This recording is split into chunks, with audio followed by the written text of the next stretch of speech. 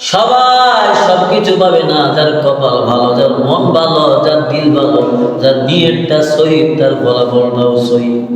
ঠিক না? যদি বলি রাত্রে ইবাদত করবো, মানুষ আমার দিনের বেলায় ভালো জানবো, আমার দিনের বেলায় অনেক ভালো জানবো, আমার মূল্যায়ন করবো, আমার দাম দিব, আমার সম্মান করবো, মানুষ আমার কইব দেখছো নি অমুক ব্যক্তি রাত্রে বেলা ইবাদত বন্দেগী করছে। যদি এরকম সুখে দিবার জন্য রাত্রে ইবাদত করি, ইবাদত কবুল হবে না।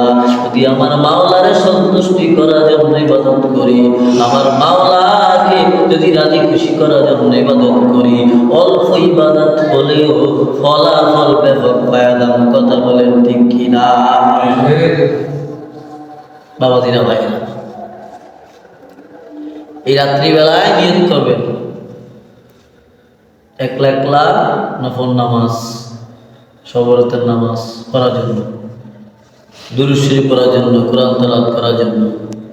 সুযোগ থাকলে বাড়িতে গিয়ে নিজের ওয়াইফকে সাথে নিয়ে, নিজের ওয়াইফকে কাছে নিয়ে, সাথে নিয়ে একসাথে দাঁড়ায় 2 রাকাত নামাজ পড়েন। দেখেন না কত তৃপ্তি।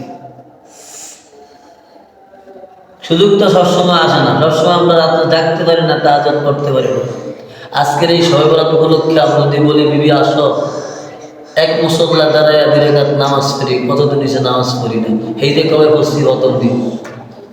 কি বিবিও খুশি, আল্লাহও খুশি। সুবহানাল্লাহ।